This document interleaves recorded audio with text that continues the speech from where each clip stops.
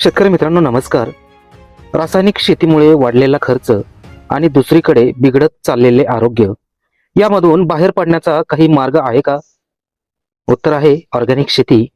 आणि आज आपण पाहणार आहोत द्राक्षासारखं नाजूक आणि महत्वाचं पीक पूर्णपणे ऑर्गॅनिक पद्धतीने कसं यशस्वीपणे पिकवता येतं.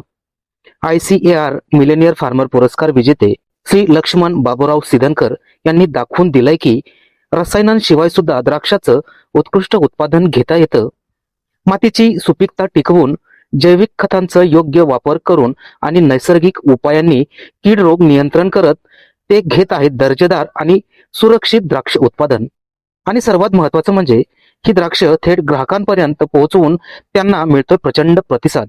मग प्रश्न असा आहे, ऑर्गॅनिक पद्धतीने द्राक्ष शेतीची सुरुवात कशी करावी, कमी खर्चात जास्त उत्पादन कसं मिळवावं आणि बाजारात आपल्या ऑर्गॅनिक द्राक्षांना वेगळी ओळख कशी निर्माण करावी, या सगळ्या प्रश्नांची सविस्तर उत्तरं मिळणार आहेत आजच्या या स्पेशल व्हिडिओमध्ये. म्हणून व्हिडिओ शेवटपर्यंत नक्की पहा, कारण ही माहिती तुमच्या शेतीला नवा मार्ग दाखवू शकते. लक्ष्मण भाऊ, सुवर्णताई, नमस्कार. नमस्कार. पारंपरिक शेतीतून आधुनिक शेतीकडे तुम्ही कशा पद्धतीने वाटचाल केली आहे? सर, आता आमचा जो परिसर बेलवंडीचा परिसर आहे किंवा श्रीगोंदा तालुक्यामध्ये बेलवंडी हे गाव आमचं, तर इथं पहिली ज्वारी, बाजरी ही पीक करायची, ऊस राहायचा थोडंफार. आणि आता काळाच्या ओघानुसार आम्ही बदलत गेलो. पाण्याची बी कमतरता होती. पाण्याची बी कमतरता होती आम्हाला आणि आम्ही बदलत गेलो. मग आम्ही सुरुवातीला डाळिंबाचं पीक घेतलं आणि त्याच्यानंतर आता द्राक्षाचं पीक हे आता घेतलेलं आहे. तुम्ही कोणकोणत्या पिकामध्ये काम करता आणि या पिकात काम करताना तुम्ही त्याचा अभ्यास करून कशा प्रकारे शेती करताय? मी द्राक्ष आणि डाळिंब.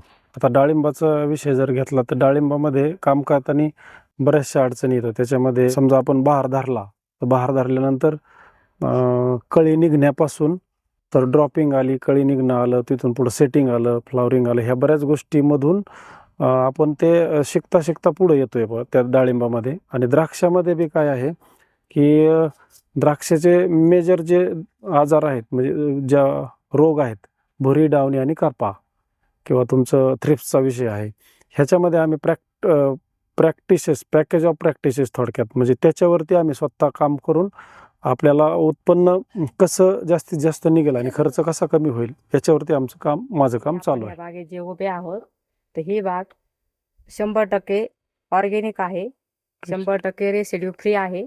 आणि ह्यात हे जो गड आहे याला कोणतंही केमिकल नाहीये.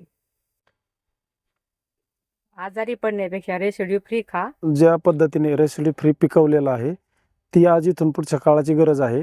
आणि ग्राहकांनी 2 पैसे जास्तीचे देऊन चांगला माल खाल्ल्याला कधीही त्यांना फायद्याचं राहणार आहे.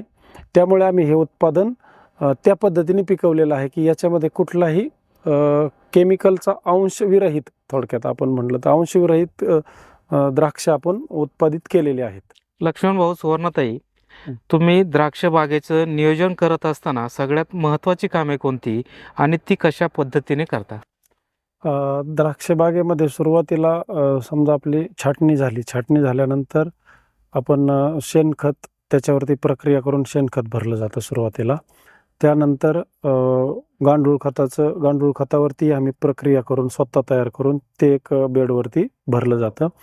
आणि त्यानंतर मग ज्या निविष्ठा आहेत आपल्या त्याच्या फुटणे, म्हणजे फूट होण्यासाठी किंवा तिथून पुढच्या, त्याच्यावरती मग त्या जसे जसे त्याचे दिवस वाढत जातील तसे तसे ते आपण त्याची कामे सुरू करतो. म्हणजे थोडक्यात तुमची छाटणी झाली, पेस्ट आहे, फवारण्या ज्या काय येतील त्या शेड्यूलनुसार, वातावरणानुसार त्या फवारण्या आपण करतो. तणनाशक न मारता आपण जे स्वतः आम्ही खुरपणी करतो, तेच पुन्हा बेडवरती आच्छादन म्हणून त्याचा वापर करतो. म्हणजे तणनाशकाला पर्याय आम्ही खुरपणी करतो. खुरपणी केल्याने ते जे तण निघणार आहे ते पुन्हा आच्छादन म्हणून वापर करतो, बेडवरती आच्छादन करतो. तुम्ही शेती करत असताना तुमच्या उत्पादन खर्चांवरती नियंत्रण कशा प्रकारे ठेवता? सर, उत्पादन खर्च जर पाहिला तर उत्पादन खर्च भरमसाठ आहे, तसं उत्पादन नाही आहे. आणि आजच्या काळामध्ये जर आपण मातीवरती काम केलं, माती जिवंत राहिली तर शेती जिवंत राहणार आहे, आणि शेती जिवंत जर राहिली तरच शेतकरी श्रीमंत होणार आहे. ह्या हिशोबाने आम्ही प्रायोरिटी मातीला दिलेली आहे. मातीवरती आपण काम करतोय. आता तुम्ही सांगितलं की आमची माती जिवंत आहे, म्हणजेच माती नेमकी कशी जिवंत आहे आणि त्याची तुम्ही तपासणी कशी केली आहे त्याबद्दल थोडीशी माहिती आम्हाला सांगा. माती जिवंत म्हणजे आता मी biome technology doctor Prafulla Gadge सरांचं कृषी साक्षरता जे प्रशिक्षण आहे ते मी प्रशिक्षण केलेलं आहे गेल्या 2 वर्षापूर्वी. आणि प्रशिक्षण केल्यानंतर मला तिथं ट्रेनिंगमध्ये जे सॉइलोमीटर किट दिलं होतं त्या किटने मी माझी आधी माती तपासली. मातीमध्ये बरेचसे प्रॉब्लेम होते. जो त्यांच्याबरोबर राहून त्यांच्या प्रॅक्टिसेसनी माझ्या प्रॅक्टिसेसनी ती मातीवरती मी काम केलं आणि ती माती माझी जिवंत झाली. जी माती खराब झाली होती ती माती पुन्हा प्रशिक्षणात गेल्यामुळं माझी ती माती जिवंत झाली. ही माती जिवंत करण्यासाठी तुम्ही जैविक निविष्ठांचा वापर निश्चित केला असेल, तर तो कशा प्रकारे केला आहे? जैविक निविष्ठा म्हणजे सुरुवातीला शेणखत, गांडूळ खत, त्याच्यानंतर ज्या निविष्ठा मायकोरायझा, जमिनीतला सगळ्यात महत्त्वाचा घटक मायकोरायझा, त्यानंतर ट्रायकोडर्मा, सुडोमोनास, बॅसिलस सबटिलस, या निविष्ठांचा वापर आपण सातत्याने करत राहिलो. त्यानंतर NPKच्या बॅक्टेरिया, त्यानंतर phosphorus bacteria, potash bacteria, zinc bacteria याचाही वापर याच्यामध्ये केल्यामुळं ज्या मातीतले जीवाणू संपलेले होते किंवा संपत चालले होते त्याची पुन्हा थोडक्यात ती माती उपजाऊ झाली. म्हणजे तिचं काम वाढलं आणि उत्पन्नामध्ये बराचसा फरक, निम्म्यापेक्षा जास्त फरक उत्पन्नामध्ये मला यावर्षी झालेला दिसतो. लक्ष्मण भाऊ आणि सुवर्णाताई, चालू वर्षी द्राक्ष बागेत तुम्हाला काय काय चॅलेंजेस आले, जसे की अति पाऊस आणि हवामान किंवा इतर, यांची कुठल्या गोष्टींची समस्या तुम्हाला मोठ्या प्रमाणामध्ये द्राक्ष बागेत जाणवल्या? आता ज्यावेळेस आपली खरड छाटणी झाली त्यावेळेस अति तापमान म्हणजे उष्णता तर जास्त होतीच. उष्णता झाल्यानंतर जो अवकाळी पाऊस आला मेमध्ये, त्यामध्ये मे महिन्यामध्ये जी सूक्ष्म घडांची निर्मिती व्हायला पाहिजेत तेवढ्या प्रमाणात होत नव्हती. आपण बायोमीचं ज्या निविष्ठा वापरत आहोत त्या निविष्ठा वापरल्यामुळे ज्या सूक्ष्म घडांची निर्मिती होणं अपेक्षित होतं तेवढी अपेक्षित झाली.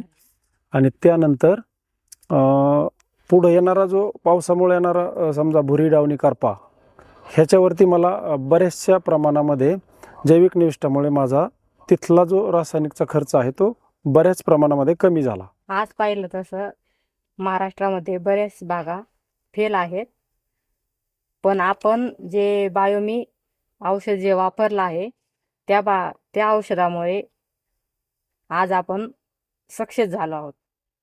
लक्ष्मण भाऊ, सध्याचं वातावरण पाहता जेवढे काही कीड रोगांचा प्रादुर्भाव तर हा बागेमध्ये होतच असतो, परंतु या वातावरणात सुद्धा तुमच्या बागेचे इतक्या चांगल्या पद्धतीने कीड रोग नियंत्रण तुम्ही कशा प्रकारे केलं आहे?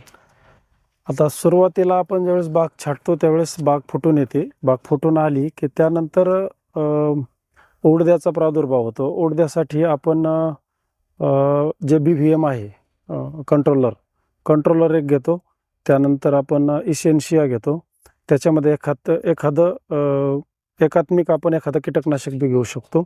आणि ज्यावेळेस फ्लॉवरिंग स्टेज येते, फ्लॉवरिंग स्टेज आल्यानंतर जे फ्लॉवरिंग होतं त्यावेळेस ब्लॅक थ्रिप्सचा खूप मोठा अटॅक होतो फ्लॉवरिंगमध्ये.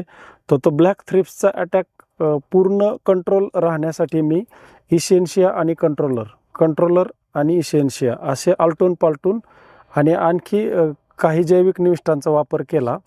त्यामुळे मला कीटकांच्या ज्या समस्या आहेत त्याच्यातून माझं निराकरण झालं.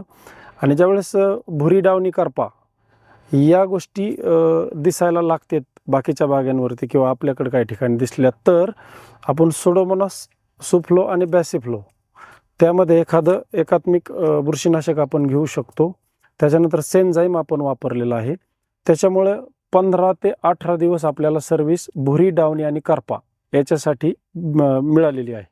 लक्ष्मण भाऊ, शेतीमध्ये नवीन तंत्रज्ञानाचा वापर कशा प्रकारे करता आणि त्याचे फायदे काय आहेत? नवीन तंत्रज्ञान म्हटलं तर आता सोशल मीडिया एक पोर्टलच आहे समजा. त्याच्यामधून आपल्याला बऱ्याचशा गोष्टी शिकायला भेटतात. नंतर AI आहे. हवामानाचा अंदाज आपल्याला काही पोर्टल असे आहेत की 15 दिवसानंतर काय होणार आहे ते आपल्याला आधीच कळतंय. मग ते जर आपण त्यानुसार जर आपण आपल्या बागेमध्ये फॉलो केलं तर पुढे येणाऱ्या ज्या अडचणी येतात त्याच्यावरती आपण पूर्वतयारी म्हणून आपण त्याच्यावरती मात करू शकतो. हा एक त्याचा नवीन तंत्रज्ञानाचा आपल्याला मोठा फायदा आपल्याला बागेवरती झालेला आहे. तुम्ही तुमच्या शेतीमध्ये मातीची उत्पादन क्षमता ही कशा प्रकारे वाढवता?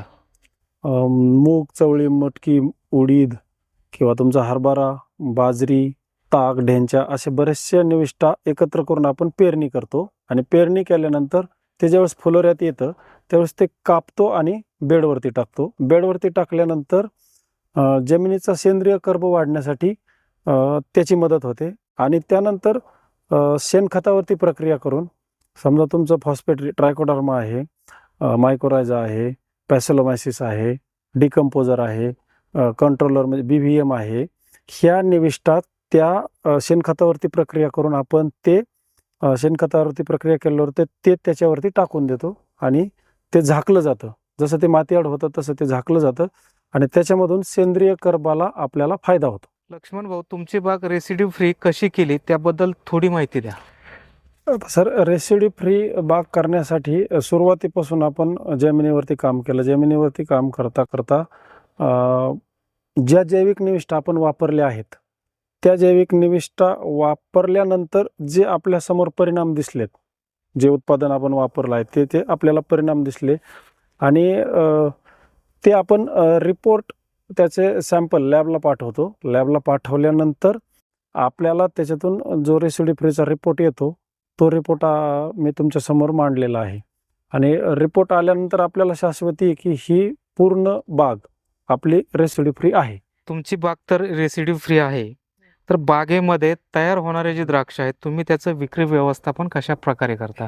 रोडच्या कडेला आमचा एक स्टॉल असतो, आमचा वैयक्तिक घराच्या समोरून. मग तिथं आमचा स्टॉल असतो. तिथे येणारे जे ग्राहक आहेत तर त्यांनी एकदा टेस्ट केला माल की तो पुन्हा पुन्हा त्याचा मागणी करतात. आणि जे मोठाले कृषी प्रदर्शनं असतात भरतात तिथं आमचा स्टॉल असतो की रेसिड्यू फ्री द्राक्ष आपल्याकडे उपलब्ध आहेत. असे काही ग्राहक आहेत की ज्यांनी आता नगरला परवा एक एक्झिबिशन झालं मोठं कृषी पर्व, तर तिथं ज्या ग्राहकांनी माल घेतला त्यांची पुन्हा रिपीट ऑर्डर आपल्याला आलेले आहेत. आणि असे काही जुने ग्राहक आहेत 2-3 वर्षापासून जे की त्यांना आपण घरपोच सेवा देतो. कारण की रेसिड्यू फ्री मालाची जी टेस्ट आहे ती एकदा टेस्ट त्या ग्राहकाला लागली की पुन्हा पुन्हा ते ग्राहक आपला माल चवीने खातात आणि चव चांगली असल्यामुळे त्यांना आपल्याला पुन्हा रिपीट ऑर्डर भेटते त्याची. लक्ष्मण भाऊ आणि सुवर्णाताई, तुम्हाला ICARचा millionaire farmer of the India हा जो पुरस्कार मिळाला, तर त्या पुरस्कारापर्यंत तुमचा शेतीमधली वाटचाल तिथपर्यंत कशी झाली? पुरस्काराचं जर म्हटलं सर तर आपल्याला शेतीमध्ये काम करताना जो खडतर प्रवास आहे आपला, आपण जर म्हणजे मातीवर काम करता करता आपण पुढं चाललोय. माती जिवंत राहिली तर शेती जिवंत राहणार आहे, शेती जिवंत राहिली तर शेतकरी श्रीमंत होणार आहे. या वाक्याप्रमाणे मी बायोमीचं प्रशिक्षण घेतल्यानंतर जसं आता तुम्ही पाहू शकता इथं की हा माल आहे समजा 10-11 टनाचं आपलं ॲव्हरेज निघेल. आणि आज जर रेट पाहिले, ही सरिता व्हरायटी सीडलेस आहे आणि हिचं जर मार्केटचं कॅल्क्युलेशन केलं तर 10 ते 12 लाखाचं उत्पन्न आपलं यावर्षीचं आहे. आणि हे रिपोर्टिंग जे आहे ते पूर्ण आपण बायोमीला करत होतो आणि बायोमीने ते ICARला केलं. ICARमधून ते सिलेक्शन झालं आणि हा पुरस्कार आपल्याला प्राप्त झाला. 9 डिसेंबर 2025ला हा आपल्याला ICARतर्फे आणि कृषी जागरण यांच्यातर्फे हा पुरस्कार आपल्याला भेटलेला आहे. आमच्या बळीराजा स्पेशलचे जे शेतकरी मित्र आहेत, तर त्या शेतकरी मित्रांसाठी तुम्ही काय सल्ला द्याल? सर, आता एक म्हणजे माझं एक गेल्या 15 वर्षापासूनचा माझा एक म्हणजे मी स्वतः एक वाक्य तयार केलं असं म्हणा की जे चांगलं आहे समाजामध्ये, जे चांगलं आहे ते नेहमी इतरांना शेअर केलं पाहिजेत. जर ते इतरांना शेअर केलं तर त्याच्यापासून फायदा होणार आहे. त्या चांगल्या गोष्टीपासून, समजा एखादी कुठलीही गोष्ट असू द्या, त्याचा त्या गोष्टीपासून फायदा होणार आहे. त्याचा फायदा त्याच्या कुटुंबाला होणार आहे. आणि शेवटी माणूस आलेला असाच असतो, जन्म झाल्यानंतर जाणार बी असाच आहे. त्याच्यामुळं आपण मातीवर काम करताना माती जिवंत तर शेती जिवंत, शेती जिवंत तर शेतकरी श्रीमंत या वाक्याप्रमाणे जे शेतीमध्ये तुम्हाला चांगलं काही करता येईल आणि ते चांगलं तुमच्या शेतीमध्ये झाले आणि ते तुम्ही इतर शेतकऱ्यांना सांगण्याचा प्रयत्न हा माझा राहिलेला आहे आणि इथून पुढच्या काळातही कायमही राहणार आहे. आधुनिक शेती, शेतीपूरक व्यवसाय, नवीन तंत्रज्ञान, शेतकऱ्यांच्या यशोगाथा, फुलशेती, फळशेती, वनशेती, भाजीपाला पिके, वेलवर्गीय पिके, तरकारी पिके, दूध व्यवसाय, प्रक्रिया उद्योग, खते, औषधे, बी बियाणे, कृषी क्षेत्रातील तज्ज्ञांचे मार्गदर्शन असे दर्जेदार व माहितीने परिपूर्ण असलेले नवनवीन व्हिडिओ पाहण्यासाठी आमच्या बळीराजा स्पेशल यूट्यूब चॅनेलला आत्ताच सबस्क्राईब करा व शेजारील बेल आयकॉन नोटिफिकेशन चालू करा. धन्यवाद शेतकरी मित्रांनो, धन्यवाद.